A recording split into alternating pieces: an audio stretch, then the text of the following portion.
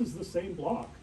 And you can see the water level. There's Martin standing in the water, looking at this exact same slab. So I thought we recorded a new site, but it's not. Anyway, but what we did do, since Jack Wood was with us, we managed to do photogrammetry of the entire surface. So now we have a computerized 3D model of the entire track surface, so we can then compare it in maybe future years to see how the block is degrading, to see how these resources. You can see, look how far back the lake is, like way, way back there. And there's one of the really cool footprints right there on the slab, beautiful footprints, amazing slab. This area is just covered in tracks. So what these beds represent in here are actual pond lake deposits, interdunal lakes. So lakes like you saw that Sahara picture, in between all of these giant sand dunes. And where you've got this, of course, you get lots of life, you get plants growing, you get animals coming to drink the water and stuff like that, leaving their footprints behind and occasionally dying, as we've just found. Now this guy, Dr. Vince Santucci, thanks to Jim Kirkland, Vince is the lead paleontologist for the National Park Service working in Washington, D.C. And I met him after all of this work by the Utah Geological Survey, along with the Park Service and Martin Lockley, documenting track sites and doing assessments, basically to see how the park can manage the rich resources, especially track sites in Glen Canyon. It is so rich. So very soon after this photo was taken at the John Wesley Powell Track Walk, which is the paper that just published, Vince called me up, and in 2010, I was on my way to go and start my first work at Lake Powell.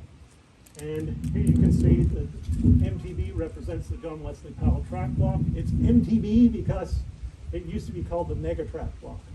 So we like John Wesley Powell Track Walk better. And then that other picture, Lockley's Cove, was that big fallen slab. And then other areas we've been working, Antelope Island near Page, Labyrinth Island, incredible stuff. Good Hope Bay, where we've been finding bone sites in the Chinle. So lots of really, really cool fossil sites on the lake. So what? Oh yeah, Andre's alcove, very important. So talking about Andre's alcove, you can see this is an aerial view. These surfaces in all of these big craggy cliff areas, you can see these big flat surfaces of carbonates in these dune sequences. These are covered in footprints. This is taken from a 27-foot camera mast, both of these photographs looking at Area 1. There's David, Maria, Mike Callahan, and Connor taking the picture. That's why he's not looking at the camera. Anyway, these are kind of views of those surfaces. And what we found there, they're covered in footprints. So on these surfaces right here. You can see small graulator type footprints like these guys, and then we have big theropods. They're really hard to see. This was a beautiful fallen block, which was found down here. It had probably fallen out from a ledge underneath. So there are additional track surfaces below the main track layer. So you can see the problem with this surface.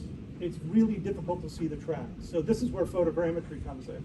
We did a photogrammetry, thousands and thousands of photographs of the entire surface. And these guys, along with myself, Dr. Gary Harris, who's here heckling me in the back over there, and Connor beating on a coelacanth fish out of the rock right here. This is here in Zion. Anyway, we published this paper not long ago. So this is a very preliminary study, but now the next step is to do a big detailed study like what we did for the John Wesley Powell Track Walk. Now, the John Wesley Powell Track Walk, what a view. It's a spectacular site. Of course, we want to keep it very quiet where it is. So the next step was doing the stratigraphy. And back in 2010, Erica Kleitz was an intern at the park doing paleontology, and Erica helped out with measuring up all the stratigraphy. She's a co-author on the paper. So you can see in the cliff all of these thin, fine layers. When you look at them close, they're actually laminated, wrinkly beds. They're stromatolitic layers, so they're made up of microbial mats. So like pond scum. So if you're walking and you can hear if you're walking in like in a pond and you can hear you feel the mats ripping underneath your feet. It's that kind of a surface.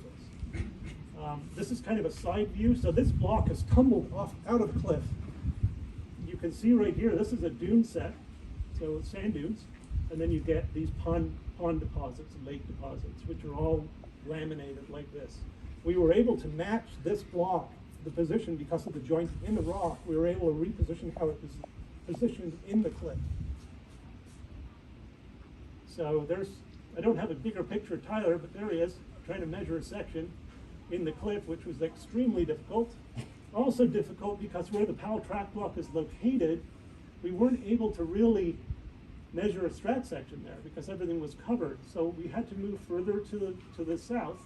There's a section here, but what's really cool at the top, this crack right here, right there, it extends, the yellow arrows, it extends all the way over to where we measured the section. So we were able to get a pretty good idea what distance this layer was above the top of the Kayenta Formation. Here you can see up close some of these laminated microbial surfaces, and this surface right here is probably a footprint, kind of deformed, and it's in this part of the block. So this is actually a figure in the publication. Then Jack Wood, right here, who works for the National Park Service in Denver. He's a photogrammetry expert. And Sarah Doyle, who was working for Glen Canyon for quite a while. It's awesome. I tried to locate her to get her on as a co-author on the paper because she did so much work, but I wasn't able to find her, which was disappointing. Anyway, back then they used this old tree saw pole, and Jack rigged a camera mount on the top and took around 135 photographs. So when you do photogrammetry, you take them horizontal and then you rotate the camera 90 degrees, and you have to have about a 66% overlap, and then you put them into this computer program and it does magic and makes beautiful images like this. So there's a 3D model of the John Wesley Powell track block. So the next step, so this is the actual color photo, and then this is a color contour map of the same surface, and this shows you the relief, the scale bar right here. Then what we do, map out all of the footprints. So first I do it with the overlay, and then I remove the background. And then what you have to do, because these are natural casts, so these are the actual impressions of the footprints. So they're sticking off the rock surface. What you're actually looking at is the sand infill of the footprint. So what you need to do, since everything is in reverse, you have to flip it over and put it in the correct position, so how the animals would have stepped. So you can see, so inverted, this is what it looks like. So here we have these two large footprints right here, trackways, and you can see they're very round toes. It almost looks like footprints of a big plant-eating dinosaur you see in the later part of the Mesozoic called ornithopods, so like hadrosaurs and iguanodonts and things like that. That's what these footprints look like, but there's nothing known like that from the early Jurassic. Anyway, with a little bit of detective work, we were able to figure out that these are actually made by meat-eating dinosaurs, and we'll get to that in a sec. You can also see there's lots of little tracks. I'll show you some pictures right at the very end of my section on the Powell track block. These are little four-toed footprints here. There's also this massive track, these two massive footprints. These animals were enormous that made these big meat eaters, but yet the footprints were extremely shallow. So, like I mentioned, we were able to kind of get a rough idea of the position of the block. We were able to then kind of tell the trend of the direction of which way animals were moving on the surface. Something that us crazy ethnologists do sometimes, I guess.